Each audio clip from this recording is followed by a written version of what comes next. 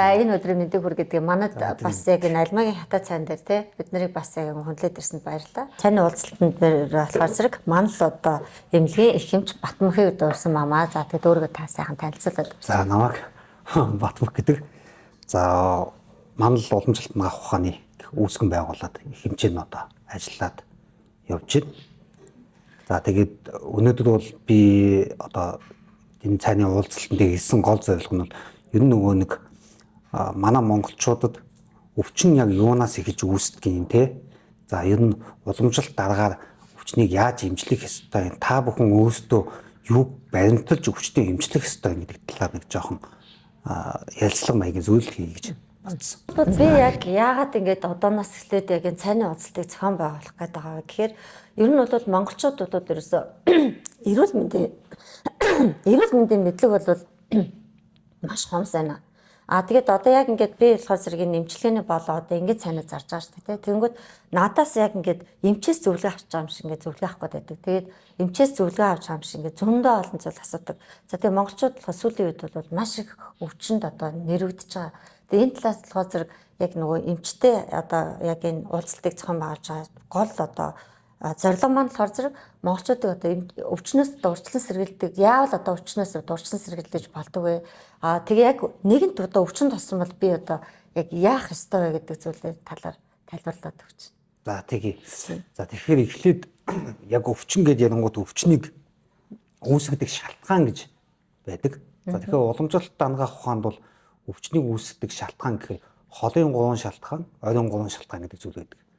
За холын 3 шалтгаан нь юу юм бэ гэд ингээд аваад үзэнгүүт биднээсийн нисвансын мунхаг сэтгэл буюу уур хилэн тэнийг мунхаг хүсэл тачаал.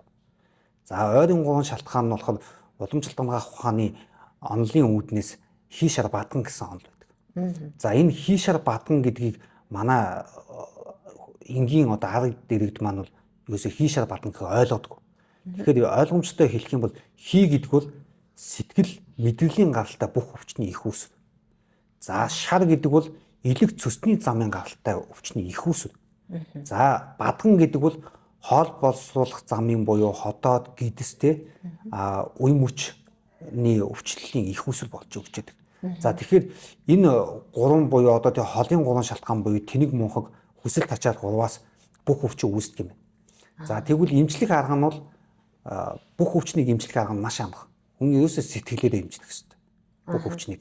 За тэгэхээр уламжлалт дангаах ухаанд 404 өвчин байдаг гэж үздэг. Тэгэхээр энэний 404 өвчний 101 нь бол эдийн ундаа буюу хоол хүнсээр ууж байгаа зүйлээр идэх хэрэгтэй. За 101 нь бол явдал мөр буюу өдөр тутмын биднээс хийж байгаа одоо та ямар ажил хийдгийг, хаана амьддгийг, тэ өдөр тутмдаа юу хэрэгжилж аж амьдралаа авч явдгийг гэдэг үүднээс ингээд ямар ажил хийж авч явдгийг гэдэг тэрүүгээрээ эмчилж бол дасгал хөдөлгөөч юм.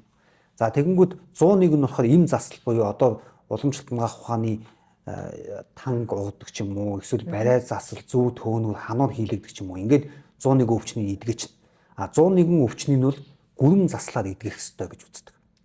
За гүрэм засал гэдэг нь бол одоо бол яг ингээд биднээс мастагдсан байгаа. Тэгээд өвчнийг үүсгэж байгаа тэр шалтгааныг мөн чанарыг уламжлалтын эмч хүн маш сайн олж онцлоод тохирох эм тан эдийн ундааны зөвлөгөөг өгөөд тэгээд эмчилгээг хийх ёстой.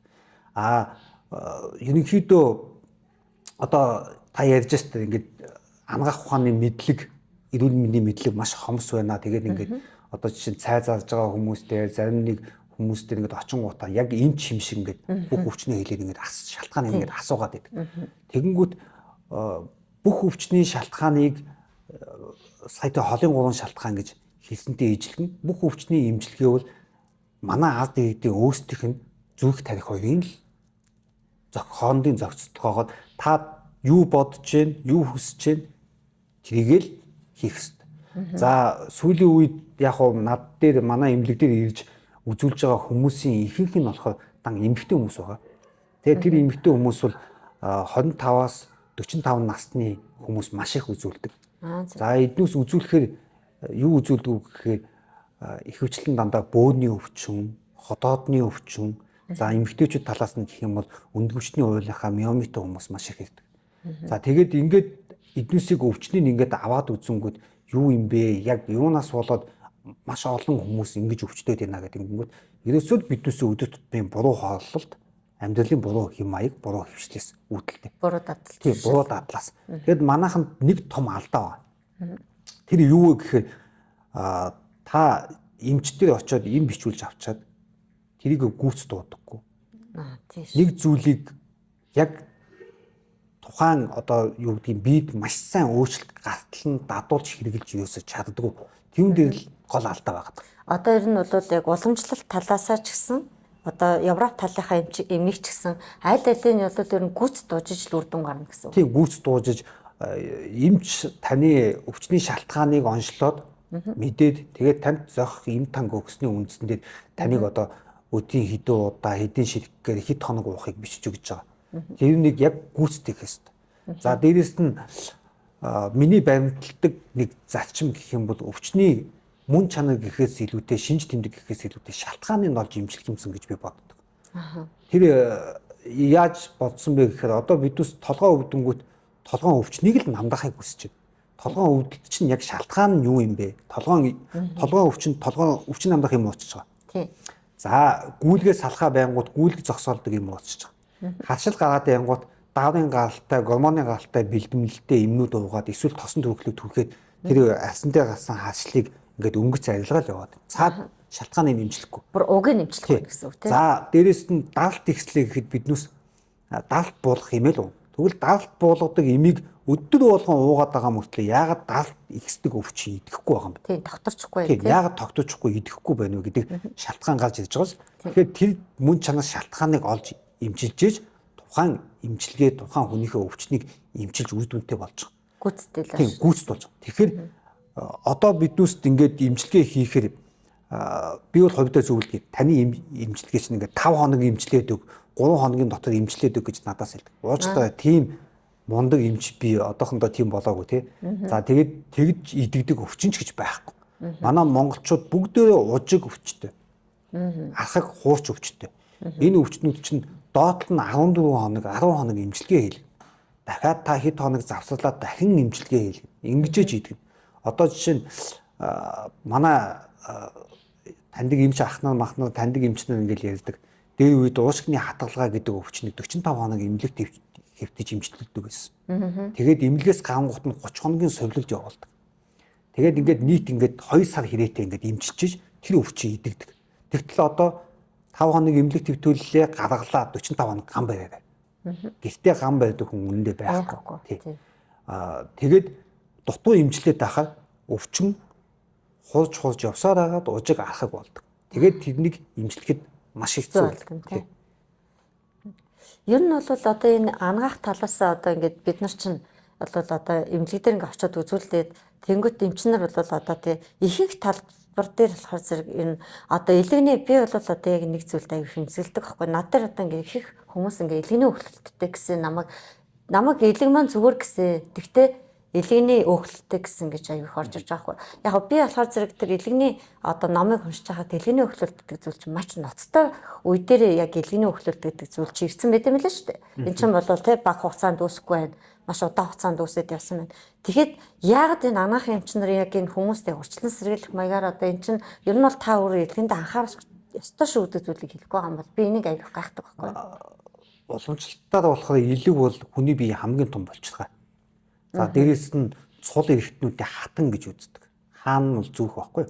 Тэгэхээр илгэр хүний биеийн цус дамжаад шүүгдээ те тэд цэвэрлэх байгууламж ингээ шүүгдээд ингээ явж байгаа. Тэнд маш их хэмжээний бохирдол хөндлөгдөг. За дээрэс нь бүр холын шалтгаан талаас нь ярих юм бол илэгний өвчлөлт сэтгэл санааны байдал маш чухал. Та илэгний өөхөлттэй, илэгний циррозтой, илэгний фиброзтой буюу одоо совимжилтын шатууд ингээд 1 2 3 дугаар шат гэдэг. Ийм тохиолдолд би бол үзүүлсэн хүмүүстэй юу гэж зөвлөдөг вэ? Нэг номер сэтгэл санааны байдал.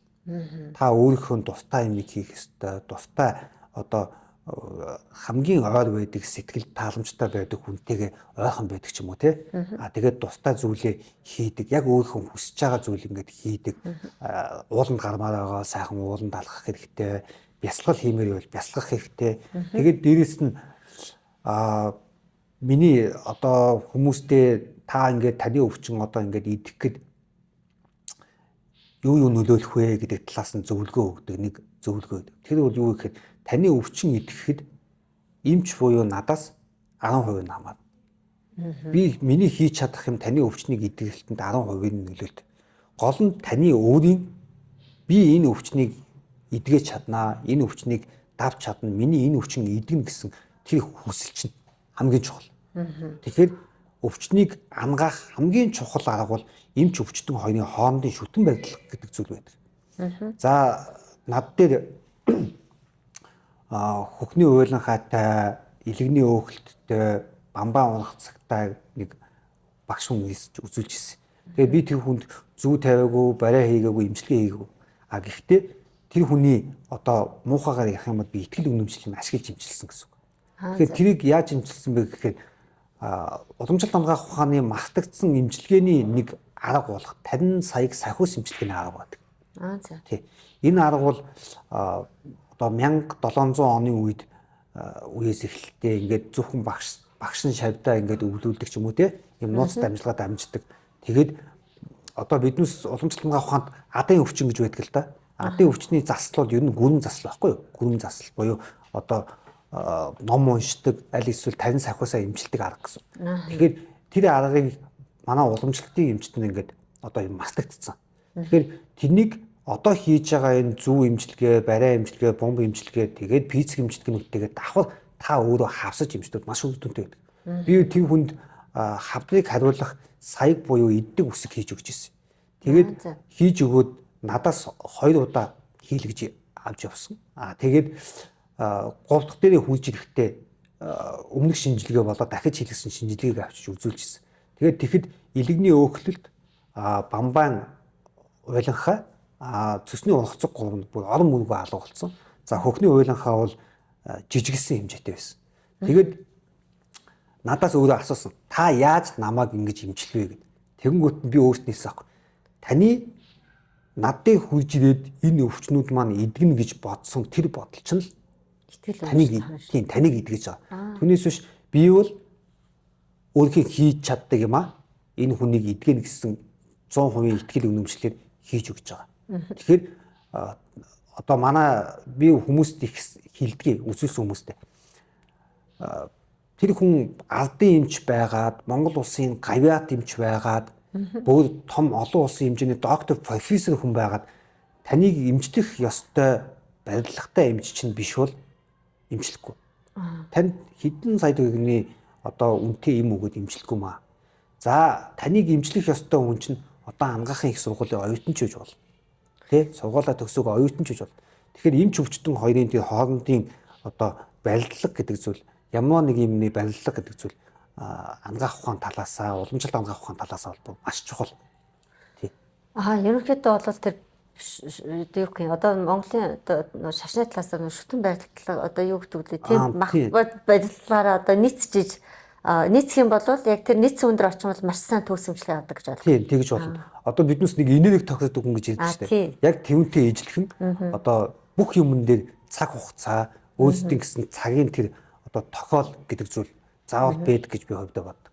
За дээрэс нь ер нь нийт хүмүүст одоо жишээ нь хандаж хэлэхэд хамгийн гол юм бол уламжлалт ангаах ухаанд нэг л зүйлийг хэлдэг.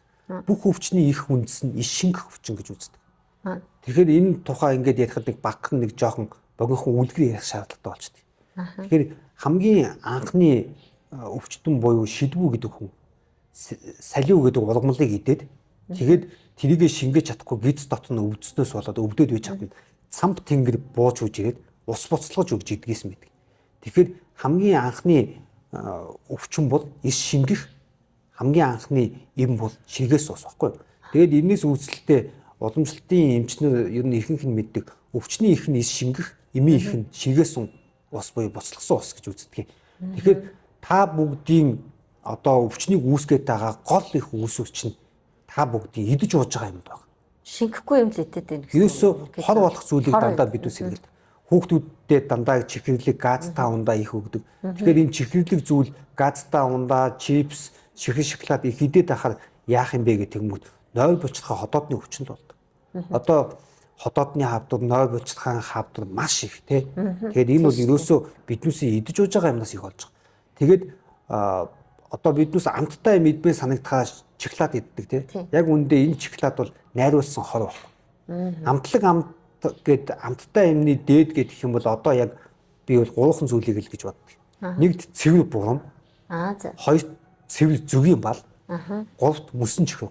Энэ гурав бол амтлаг амттай юмны дээд дангаараа авахс. За тэгээд холих юм бол хоорондоо үл тохирох хоол хүнсийг холихоор бас хор болдог. Одоо биднээс тулах чинь ингээд чихртэй тараг уугаал ингээл тарган мацаг барьж ингээл Тийм шүү дээ. тараг гэдэг зүйл өөрөө ямар шин чанартай хүний биед яаж үйлчлдэг вэ гэдгийг эхлээд хүмүүс маань уншчих юм. Судлах хэрэгтэй тий. Судалчаад дараа нь энэ надад тохирох юм биш үү? Би ч н одоо нэг юу гэдгийг тунхай, жоохон бодууд царайтай тий. Ингээд хийн өвчин тусахтаа амхан. За. Гэт уламжлалынхаа ухаанд хийшэ бадган гэсэн 3 он тэгээд хийн бадган шарын өөрчлөл гэдэг зүйл явдаг. Энүүнийг одоо грекийн Гиппократ гэдэг хүнийхтэй ингээ хариуцлаад үзэх юм бол нөгөө нэг биднээсийн мэддэг мэлэг хоолыг сангвиник гэдэгтээ яг ижилхэн баггүй. Тэгээд тэр бие махбодын тодорхой одоо нэгс химнэл байна штэ. Эндээ тохиулсан хоол хүнсийг, эндээ тохиулсан ажил хөдөлмөрийг, эндээ тохиулсан цаг үйлрлийн байдлаа тохиулаад хувьцлалтыг дандаа зохицуулж явах хэрэгтэй. Биднээс зуны үйлрэлд одоо юу гэдгийг ингээл наадан болоод, наадан болоод эхлэнгүүд холхог боодог гэл эхлэн тий. Яг үүндээ шин мах төдийлэн их зохицох үйлрэл биш. Гадаа зун болонгууд гадаа байгаль дэлхий өөрөө халуун болдог. Хүний дотор бие галын ич нь буурдаг байхгүй. Галын ич буюу хоол шингээх чадвар нь буурдаг. Тэгэхээр биднээс дотод хоол шингээх чадвар бууснантайгаа холбоотой тэмдгээ тохиулж хооллох хэрэгтэй. Одоо боцоор хоол иж иддэг ч юм уу тий. Хөнгөн чанартай хоол идэх. Бас одоо баг сүүлийн үед болцгийхээ болцсон баг. Нэг болцсноос одоо маш их үнэтэй болцсон л та. Бас их одоо яг энэ бас амьдралын хэсэг маань айгүй нөлөөлж шүү. Тэгээд ер нь болж өгвөл нөгөө нэг хоолтойгоо маш их зохицуулж идэж явахгүй болдгоо. Одоо биднээс таргийг ингээл гадуур маш их энэ бол нэг өсний бизнес. Гэхдээ таны бие хостой бизнес байхгүй. Маш их олон жимстэй таргнууд байдаг. Тараг жимс хоёрыг хольж идэх нь уламжлалтынхаа ухаанд хоорондоо үл зохицох эдийн ундаа гэдэг дээр ордог. Төгөлстэй нэг тараг яг болдгоо. Гүзээлзгэнтэй нийлстэй гэдэг. Тарганд бол дээд дуутай. Тэгээд нөгөө хар чавтайг нь авч гүйлгэн гээл те. Хүүхдүүд их иддэг штэ одоо жижигхэн нөгөө нэг юм тарагнууд те. Йогуртнууд. Тэдүүс чинь яг үүндээ хүүхдийн хоолны шингээлтийг шууд муутгадаг байхгүй. Хоол шингээх, хоол боловсрох чадамж муутгахад би одоо хүмүүст их тайлбарт ингээд юм бөөнки цикл байна те. Ингээд таны хотоодонд туссан хоол чинь ингээд тунгалаг цөв буюу ингээд уламжлалтынхаа ухаанаар тунгалаг цөв боловсрогдоод ингээд мөнхийн юм цикл урвал явж явах хэвээр. Им тоогт. Тэгтэл таны хотоодонд туссан хоол гэж бүрэн гүйцэд боловсрохгүй. Энийг бөөнки юм дугуй зүйл чинь эндээ нэг юм завсар гасчих ангал. Тэгэл ингээд энүүгээр нэг жоох юм алдагдаал ингээл боловсрогдоо жоох юм алдагдаал яваад. Хамгийн сүүлд хоол хотоодонд туссан хоол тижэл бодисын солилцоогоо боловсрогдоод шимт хижээл огшим гэдэг зүйл үүсдэг уламжлалт багт. Тэгээд тэр огшим гэдэг зүйл нь зүрхэнд очоод хүний цог золбоо, эрүүл байх, цог золбоотой байх, сэтгэл санаа ямар байхыг бүгдийг зохицуулж идэг гэж үздэг. Тэгэхээр хоол хүнсээ маш сайн зохицуулж идээ, тий. Одоо миний нэг дургүй юм бол энэ тэмдгийн мацаг, энэ тэмдгийн хоолны сургалтанд суух, энэ тэмдгийн тийм юм сайн, ийм юм сайн гэхээр манайхан маш их хөлбөж ингэж очдөг.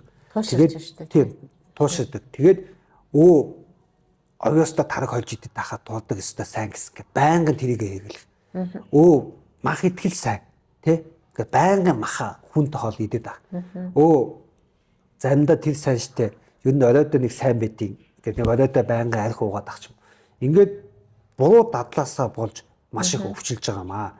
Тэгээд ер нь бүх өвчний их үндэс нь бол ерөөсөө хоолтой таны идж ууж байгаа юмтай, таны ямар ажил хийж байгаа, таны сэтгэл санааны байдал ямар байна. Энэтэй л холбоотой. Одоо нэг зүйл асууя. Нөгөө хоол идчих та уурлаад итгэр буруу шингэдэг ч үнэн үү? Ууртай үедээ хоол итгэрчлээ. Одоо би өмнө хамгийн сэтгэл төвшөлтөөр жоо уур ирсэн биш. Тэгээ хоолоо идчихсэн нэг хүн уур гэд. Тэгтээ тэрийг ингээ ууртай ууртан унч амар хурд идэх штэ. Гэл тэр одоо ер нь буруу шингэх үү? Тэр бол мэдээж их ойлгомжтой. Би хамгийн анх хэлсэн нэг өвчнийг үүсгдэг 3 шалтгаан гэдэг. Тэрний нэг нь уур гэдэг зүйлээс уламжлалт хангах ухаанаас шар гэдэг зүйл үүсдэг. Шар гэдэг бол элэг цусны замыг бүх өвчнийг үүсгэдэг. Элэг цус маань өөрөө хоол боловсролтод угаасаа оролцдог. Хоёр хэрэгт. Тэгээд шар гэдэг бол халуун чанартай байхгүй юу? Халуун гал гэж ойлгочих хэрэгтэй. За тэнэг муухаг сэтгэлээс бадган буюу хүйтэн чанартай зүйл үүснэ. Хүйтэн үүснэ гэсэн. Хий гэдэг бол хүсэд тачаал буюу одоо жишээ нь ингээд зээл тавиад гар утсаа авах. Тэ? Шунах сэтгэл. Хүсэл тачаал буюу одоо юу гэдгийг хүү ямар гоё машин бэ вэ? Энэ яагаад ийм гоё машин авдгийг те? Би яагаад ийм гоё машин авч чадахгүй юм? Тэр тэрийг бодлоо орж ирээд атаахад өгдөө шүү дээ. Тэгэхээр сэтгэл санааны байдал хямсснаас болоод тэр хий гэдэг өвчин үүснэ. Хий гэдэг өвчин ч өөрөө зүрх сэтгэл санааны өвчнийг үүсгэдэг, зүрх судас мэдрэлийн замын өвчнийг үүсгэдэг гол хүчин зүйл гэж уламжлалт үүснэ. Тэгээд ингээд өвчин үүсээд байхангууд хий гэдэг тэр мах бод маань шар буюу галтайгаа, бадган буюу хүйтэнтэйгээ хоёуланд нь хавсаж болно. За. Ийм хөлөвнөтгий их тийм одоо октогон мах бодоос үүдсэн нэгснээ агаар гэсэн салхи гэсэн үг байхгүй. Тэгээд галтаа нийлхрээ шатаахын нөхөр буюу уур хилэн гинт бадраатай огцон муулаад хүү хаа гэх. Бадгантаа нийлхрээ хөлдөөхийн нөхөр буюу бүр юм дүнгдүү болдог ч юм уу. Сэтгэл санааны байдал нь гөлөсөн болдог ч юм уу тий. За тэгжээс нь өвчнийг улам хүндрүүлэх хамгийн гол зүйл бол хий байдаг юм аа. Тийм учраас уламжлалтын эмчнэр хамгийн түрүүнд хийг нь засаж хийг нь эмчлэх ёстой шүү гэдэг ийм эмчилгээний зарчмыг заавал баримталдаг. Тэр үүднээсээ одоо ихэвчлэн хийг дарах эмчилгээ буюу илэх засал, төөнүүн эмчилгээг маш их хийгддэг гэж ойлгож байна.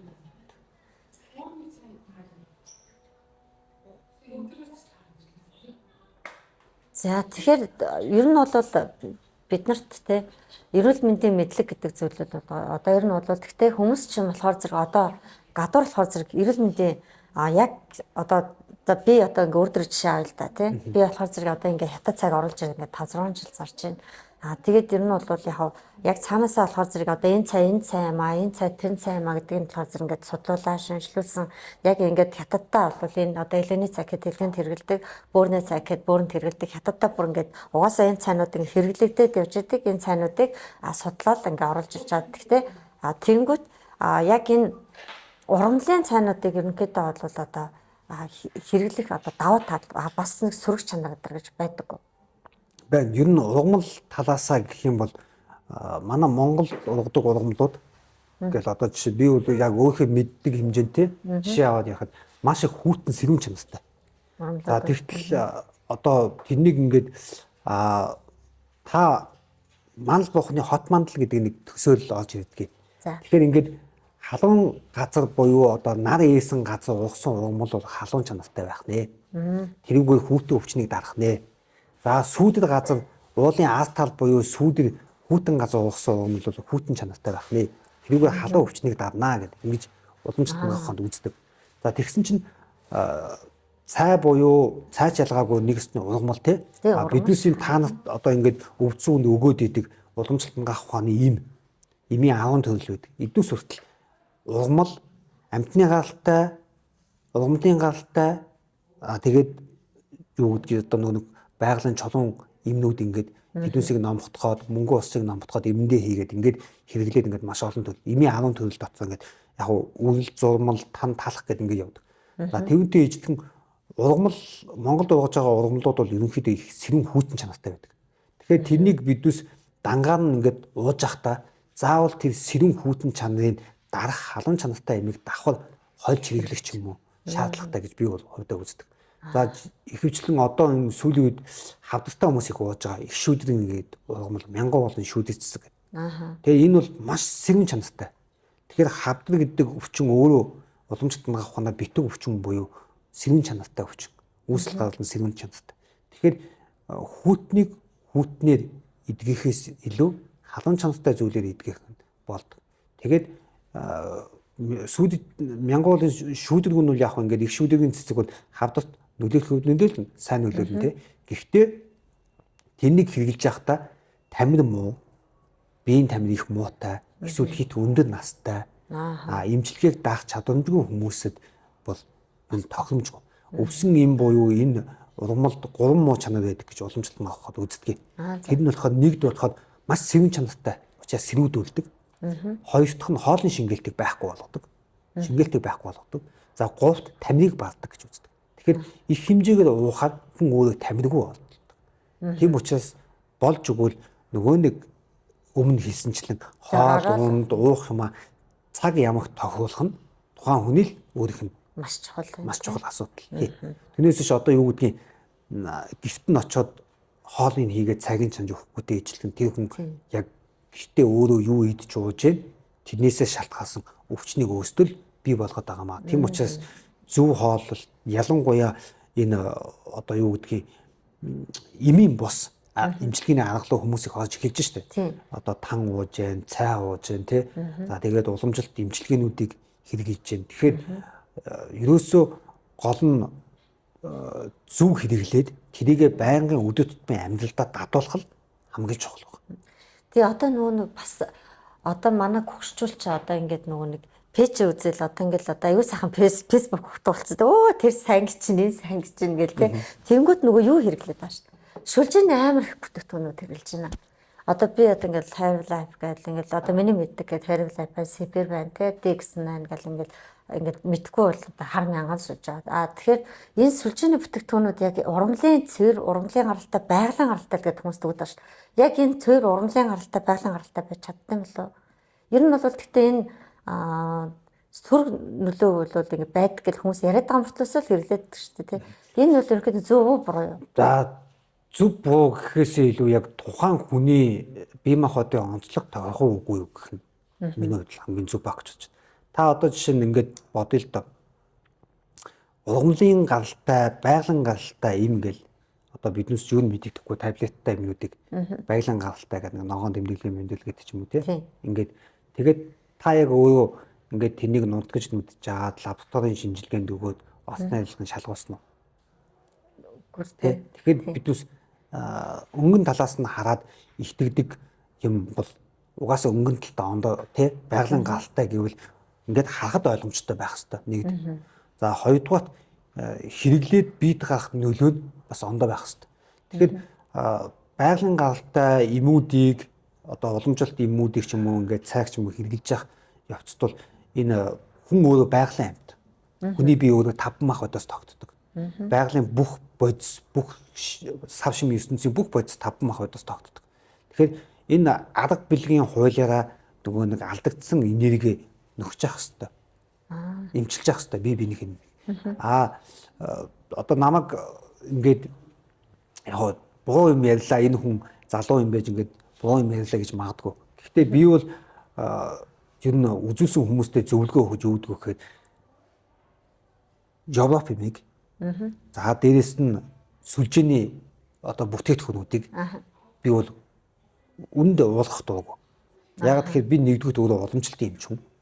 Хоёрдугаар болж өгвөл эмгэгүүгээр эмчлэх аргыг эрхэмлдэг. Тэгэхээр эмгэгүүгээр эмчлэх арга гэд ингээд үзэнгүүж юу юм бэ гэхээр хамгийн түрүүнд өдөр тутамдаа хүн яах ёстой вэ гэхээр юм идэх ёстой, юм уух ёстой.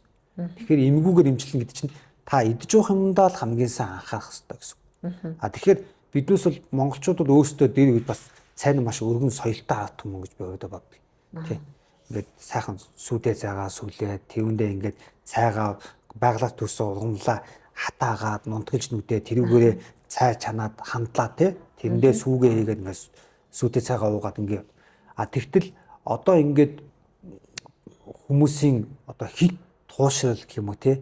Тэр зүйлээс юу болж байна гэхээр байнгын уссаа ингээд нэг хэсэг нь ярьчингууд дандаа хүүтөө суугаад байдаг. Тийм. Одоо гүгшин залууг бол нэг хэсэг бол өстой нэг усыг бол өстой нөгөө ийм том савар одоо дамаас сүлжээний юм хэрэглэдэг хүмүүс бол ийм том савар өдөржингөө осоош. Тэр 2 литр 500 г-ын савар одоо 2 уучлаа гэж ярьсан. Тэр одоо биэнд одоо сөрөг нөлөө байна уу? Маш их байдаг. Сөрөг нөлөө бол маш их штэ. Хүүтэн ус их хэмжээгээр уугаад ивэл зүрхний хүүтийн хийгдэг өвчин үүсдэг. Тэгээд одоо манайхан ингэдэг штэ зүрхний хүүтийн хийгээд ярьсан. Ингээд эмнэлэгт үзүүлэнгүүт миний өөрийн чинь зүрх хөвдөд байдаг. Тэгсэн мөртлөө эмнэлэгт үзүүлэхэд зүрхний цахилгаан эмчлэг хийлгээд ингээд үзүүлэхээр зүг зүгээ гараад байдаг. Тэгээ зүрхэнд ямар нэгэн асуудал байхгүй. Тэгснээр та зүрх чинь өвдөд байгаа. Тий. Одоо ингээд зүрхэн тушаа хатгуулах, зүүн гар даагдахгүй болох, далаа хөших яг зүрхэн тушаа далны тэнд нэг ганцхан хуу дарам газар ингээд хатгуулаад өвдөд байх тий. Ингээд тэгсэн чинь тэр юу юм бэ гэхэд зүрхний хий өвчин байдаг. Зүрх бодонгоогч байдаг юм уу? Ингээд зүрхний өвчнүүд ингээд уламжлалт ухаанаар ингээд дотн салгаад онцлоход маш олон янзтай. Гэхдээ ингээд зүрх нь өвдөд байгаа мөртлөө шинжилгээндээ илэрдэггүй. Тэгээд тэрнийг яаж даах ёстой вэ гэд ингээд тэр юунаас болд юм гэсэн чинь нойр дутуу байснаас ч юм уу. За сэтгэл санаа тогтворгүй байснаас ч юм уу. Ингээд өвчнийг үүсгдэг.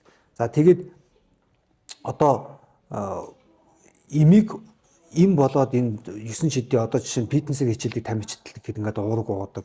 За хөл өвдлөөгөнгөд тэдний тэр кальцин сайн уулаа тий. Хөл өвдлөөгөнгөд тийм юм сайн гиз дотор өвдлөөд би жоох ингээд таргалаад байна гингүүт сүлжээний нэг тураадаг юм уудаг ч юм уу. Тэрнээсээ болоод тэр нөгөө нэг одоо цэврийг байгалийн галтай биш химийн найрлагатай болсноос болоод хавдар болдог ч юм уу. За таны саяны хэлдгээр ус их хэмжээгээр уухаар юу өсөх вэ гэдэг. Тэгэхээр ус их хэмжээгээр уухаар хүүтэн өвчин үүснэ. Хүүтэн өвчин дотор биднес хоолны шингээлт муудна, хавагнам тий бөөний өвчлөл их үүсч болно. Нүгэр ам өглөө босоод хавгдсан босдог. Заримдаа хөл гар бадаадаг болно. Нуу туу их өвддөг болно. Ерөөсө хүүтнээс гаралтай бүх өвчнөд үүсдэг ч юм уу тий. Ингээд яг нэг юмд хит их туушрахгүйгээр болж өгвөл ингээд улирлын чанартай хооллох хэрэгтэй. Улирлын чанартай гэдэг нь зум биднес хоолны шингээлт зум мууддаг юм аа. Ходоодны шингээх чадвар мууддаг юм. Тийм болохоор махан хоолоо бага гэдэг. За өвөл болонгууд гадаа хүүтэн боллоо. Хүн өөрөө байшин сав өвөл болохоо хүмүүс чинь ингээд монголчууд чинь гээ оноо дулаалаад ингээд өвлжөөд тий. Тий өвлжөөд туулгаа нэмээд цонх саваа хаагаад ингээд битүүлдэхтэй ижлэгэн хүний бие яг тэгж битүүлдэг. Шар усныхаа нөхцөлийг битүүлээд дотор галын ич буюу дотор энерги шимэгдэх хоолны шингэх чадвараа нэмээд ингээд боловсруулалтыг сайжруулдаг. Тийм болохоор биднес өвлийн ич гэж өөхтэй тарган маха мал гаргаж өвлийн ичээ хийгээд өвөл махан хоол хийдээд идэг тийм учраас 100 монголчууд махан хоолоо бага идээд айрыг цагаагаа их уудаг өөрийнх нь шингэх чадвар муудсантай холбоотой. Биеийн шингэх чадвар муудаж байгаа. Тэгэхээр энэ нөгөө нэг байгальтай холбоотой болохоор гадаа нар халаал халуун болоод дотор хүний биеийн галын ич маань багасдаг. Өвөл болонгууд гадаа хүүтэн болонгууд дотор галын ич маань дулаацдаг үүднээсээ ихсдэг. Тэгээд энэ уламжлалт хамгаалах ухааны хоолны зохицуулга, уламжлалт хамгаалах ухааны эмчилгээтэй нягт холбоотой. Тэгсэн чинь сүүлийн хүмүүс ингээд өвөл маш их хануулж нэрэндээ би санал их боо гэдгийг. Жохон дуаараа юм ярьчлаа те ханаас олсон тухай. Гэхдээ энэндээ би өвөл бол хийх жохон дурггүй байд. Яагаад тэгэхээр шар усны нүксгүү хаагдаад өвөл хүүтэн болдог учраас хануу заслыг хийх нь төдийлөн тохиомжтой бус шаардлагатай тохиолдолд хийх хэрэгтэй. За 4 сар гараад ханш нээгээд газар улс савдаг хөдлөөд эхлэнгүүт ханш нээсний дараа хануу засал, шивэр хануу хатгуу засал буюу цус гаргах ширүүн заслуудыг хийх нь их зүгээр байдаг. Тэгэхээр энэ яаж юм гэхээр шар усны нүксүү нээгдээд хүн өөрөө хөдөлж бүх юм байгаль дэлхийн хөдөлгөөнтэй эхлээд өвчин бүх юм хөдөлж эхэлдэг. Тэгээд гадаа сайхан халуун дулаан өдөр хануу заслыг хийх илүү сайн тий тохиомжтой. Тэгээд манайх ингээд энгийн юм дээр таны эрүүл байх уу өвчлөх үү гэдэг энгийн юмнууд явдаг. Тэгэхээр та өдөр болгон бодох хэрэгтэй. Би бол өдөр болгон нэг зүйлийг бодсодог. Юу гэхээр би маргааш өгчөж болно. Тэгэхээр өнөөдөр зөв амьдрах хэрэгтэй гэж боддог. Энэ махан бие бол мөнх биш ээ. Та 100 наслдаг юм уу, 80 наслдаг юм уу? Тэгэхээр наслаад энэ махан бие байхгүй бол сүнсэн бие буюу дотоод сүнсэн бие чинь дараагийн төрлөө болоод мөнх хад.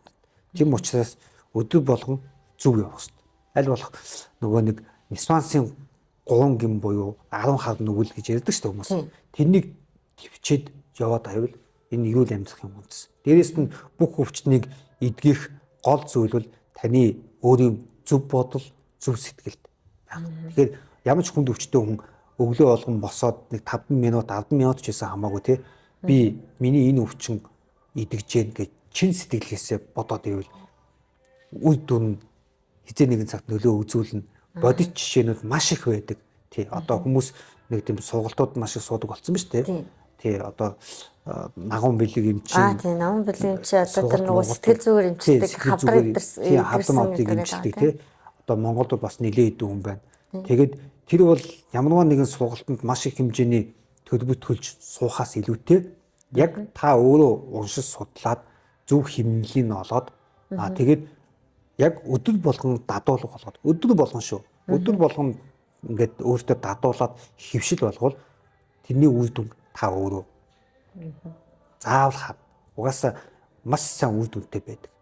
За тэгэхээр одоо манал эмнэлэг гэд өөрөө ч одоо энэ үүсгэн байгуулсан эмнэлэг ба шүү дээ тий. Тэгээд танаа эмнэлэг болохоор зэрэг одоо яг ямар одоо чиглэлээр одоо эмчилгээгээ хийдэг вэ? Хүмүүстээ одоо яг ямар эмчилгээ одоо илүү төлхөө хийдэг вэ? Одоо тэг өөрийнх нь одоо яг мэрэгжлийн талаас одоо эмнэлэг дээр хийгдэж байгаа эмчилгээнүүдийн талаар тий бас одоо нэгэнт одоо хүмүүс одоо манад ингээд пэйж минь хүмүүс болохоор зэрэг ингээд энэ яг ямар эмнэлгээ одоо ямар эмч хүрээдэр вэ? Тэгээ бид нар энэ хүнд үзүүлж болох уу гэдэг ч юм уу тий. Тиймэрхүү талаас айгүй ингээд коммент дээр айгүй хасан. Тэгэхээр өөрийнхөө одоо эмчилгээний одоо эмнэлэг дээр одоо ямар эмчилгээ хийдгийг тэгээд эмнэлэгч одоо хаана гэдэг гэж бүгдээ. За би 25 онд би 17 онд анагаахын итвэг их сургуулийг уламжлалтын хэмжээд төгссөн. Тэгээд ер нь дандаа нөгөө нэг хуваараа ажилладаг байсан. За хөсгөлийн галтын халуун ашаад би их хэмжээ 17 оноос хойш ажиллаж байгаа. Дунд нь бас нэг ингээд завсадж байгаа зөвхөн зуны саруудад ажилладаг байж байгаа. Тэгээд хуваараа их хэмжээний эмчилгээч 25 онд эмнэлгээ үүсгэн байгуулсан. За манад дээр бол одоо уламжлалтын бүхэл эмчилгээнүүд хийгдэнэ. Гэхдээ одоо хамгийн сүүлийн үед одоо хамгийн хийж байгаа хамгийн гол эмчилгээ маань гэдэг юм бол уламжлалт хангах ухааны одоо эмчилгээний нэг арга болох одоо мартагдсан аргын нэг болох тарин саяг сахиус эмчилгээг би хүмүүст их хүргэе гэж зорж байгаа. За энэ ямар учиртай бэ гэдэг тэгээд ингээд аваад үзэнгүүт манай Монголын одоо дээр үеийн хотч Маранбууд ер нь ингээд шат амжилгынхаа үүднээс за номын хүчээр ээж гэдэг юм уу те маш их одоо хүмүүс итгэхгүй ингээд сонсоход ингээд ямар сони юм бэ тийм байдаг юм уу гэхээр эмчилгээнүүдийг маш их хийдэг байсан юм байна. Тэгээд энэ талаар ингээд яг уламжлалт хангах ухааны түүхийг судлаад за бусад талаар нь ингээд юмнуудыг очиж үзээд явхад маш гайхалтай эмчилгээнүүдийг хийж исэн. Тохиолдол зөндөө байдаг. Одоо бодит жишээ гэдэг тэгэнгүүт манай Монголын отч Марам нар хүний тархин дотор байгаа хавдрыг авч ирсэн тохиолдол байна. Тэр одоо мисасл хийгээд ингээд авч ирсэн. Тэр энэ одоо Монголын уламжлалт хангах ухааны түүхийн музей гэж байдаг. Тэнд ингээд татгалаастай тий. Ингээд гавлын ясыг ингээд цоолоод ингээд авцсан. Тэгээд нөхөөс нь болохоор хоньны далны ясаар ингээд ясаа хадаасаар ингээд тойруулж хадаад ингээд нөхөөс хийчихсэн ингээд. Бүр ингээд тэр гавлын ясыг цүцтэй цоолж авч ирсэн багшнуудтайгаа ингээд байж идэг. Тэгээд энүүнийг ингээд хүмүүст одоо би бол бодохдоо ингээд уламжлалтын өдрөлөг болгоход ингээд хүмүүст ингээд дийлгээд үзүүлээд ийм мундаг уламжлалыг те ингээд хийжсэн арт хүмүүс шүү гэдгийг бас ингээд мэдүүлэх талаас нь байвал их зүгээр гэж боддог. За тарин саяг сахиус эмчилгээ гэдэг ярихаар одоо биднээс хамгийн ихний сахиус талаас нь ярих юм бол биднээс химийн дарцаг байна. Химийн дарцаг. Одоо бүх хүн л мэддэг монголчууд бүгд л мэд. Тэгсэн чинь тэр химийн дарцаг ямар учиртай бэ гэдгийг яг нарийн сайн мэддэг. Нэг морины дүгсэл байгаад байдаг тий гол нь. Тэгсэн чинь тэр уламжлалт хангах ухаанаар язгуурын 5 хий өвчин гэж байдаг. Одоо амь баригч, галт гიშтгэж гэдэг ингээд тэр хийг тэр одоо химийн дарцаг дээр байгаа тэр бар аслан хан гад морь эднүс чинь тэр тав чинь төлөөлдөг байхгүй. Тэгээд тэр бол хий өвчнийг засах бас нэг засал. За дээрэс нь манай одоо 8 дугаар богдгийн 64 хэсэгтээ сахиус гэж гахалтай. Одоо бас зарим үед ингээд фэйсбુક дээр явдаг болсон. Тэр сахиус эмчилгээнүүд байна.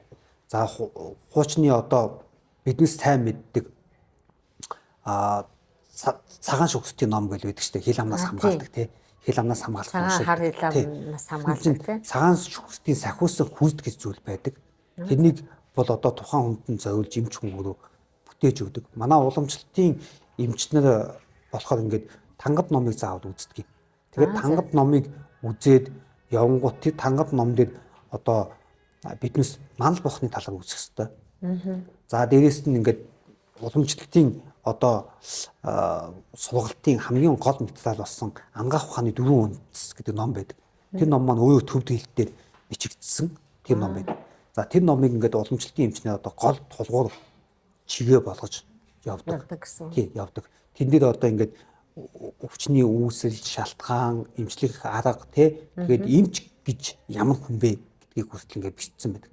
Тэгэхээр би зүгээр ингээд одоо тэр тань эмчилгээг хийгээд сахиус эмчилгээг хийгээд явж байхдаа хамгийн гол мэдж авсан зүйл нь юу вэ гэхээр эмч хүн яг манал бурхны 42 их тангараг өргөснөд байдаг шиг яг тийм л байх хэрэгтэй.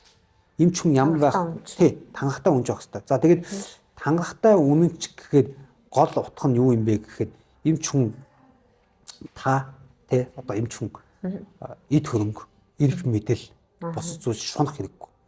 Та үнэхэрийн дуртай бол өөрийнхөө сонгосон мэргэжилд үнэнч байгаад зөвхөн хүнийг эрүүл мэндийн төлөө уламжлалт хангах ухааны ном зохиолууд дээр тайлбар зохиолууд дээр бичсэн байдаг. Өвчтөө хүнийг эмч хүн хараад ганц хүүтэй эцэг хүн шиг хайлж ингэж эмчлэх ёстой. Тэгээд ингэж эмчлэх ёстой гэсэн. Дээрэс нь одоо тэр тангарагда үнэнч байгаад байвал танд одоо тэр их мэдл эд баялаг бүх юм чинь ингээд хизээ нэгэн цагт хангалттай ирнэ. Тийм учраас зөвхөн эмчилгээндээ анхаар гэж заасан байдаг. За тэгээд манай эмнэлгийн хамгийн гол хийгдэг онцгойлох эмчилгээ гэх юм бол ер нь танин саяг сахиус эмчилгээ байгаа. За энэнийг анх надаа одоо яг танин саяг сахиус эмчилгээ байдаг гэдгийг за дээрээс нь хийх аргыг өөрийнхөө одоо арга барилыг уламжилж ингэж дамжуулж үлдээ зааж өгсөн хүн бол Хөвсгөл аймгийн Галцсумын хараад олон туслах эмнэлгийн захирал Эрдэнэ очир гэж хүн байдаг. Тий, уламжлалтын эмч Багшчин гэсэн. Тий, эмч мэргэжилтэй. За яг багш байлдаг л дээ. Гэтэ яг надаа ингэж зааж өгсөн хүн бол Эрдэнэ очир гэдэг эмч байдаг. За тэгээд хамгийн анх бол 2018 онд надаа зааж өгч ирсэн. Тий. Хөхн авдсан хүн дээр саяг буюу иддэг үсэг эмчилгээ хийхийг зааж өгч ирсэн. Тэгээ ер нь гол онцгойлох эмчилгээ гэх юм бол тэр байна. За тэгээд уламжлалтын бүхэл эмчилгээг зөв барай, бомб, за тэгэл пиццэг эмчилгээнүүдтэй хавсалсан эмчилгээгээд бүгдийг л хийдэг. За тэгээд таны хаягч нь хаана гэдэг вүлээ? За манайх болохоор нөгөө нэг манал гээд одоо крилээр манал гээд уламжлалт эмнэлэг гээд хайхад гаж идэж байгаа. Facebook дээр бүх байршил нь тэндээ л бичсэн байна. За тэгээд пэйж маань яг энэ бас хүмүүст маань одоо ер нь бол энэ эрүүл мэндийн мэдлэгийг жоохон ч гэсэн одоо яг энэ таны одоо яран дээрс бас жоохон ч гэсэн хүмүүстэй одоо эрүүл мэндийн мэдлэг маш их авсан байх гэж бодож байна. За тэгээд миний одоо яг энэ урилгыг хүлээж аваад ингээд бас энэ алтан цагаа бид нарт зарцуулаад ирсэн цэстэ үнэхээр их баярлалаа. За тэгээд цаашдынхан одоо ажил ус дүндрөөс өндөрт амжилт төсөө тэгээд олон одоо мянган монголчуудаа эрүүл сайхан болгоо сайн сайхан одоо буйны сэтгэлээр одоо дэлгэрэх болтугай гэж өрөөё. За тэгээд баярлалаа. Та бүхэнд ч гэсэн эрүүлэг одоо өвчин зовлонгүй байх эрүүлэг сэтгэлийн аман амгалан бүгдийг хүсье. За баярлалаа.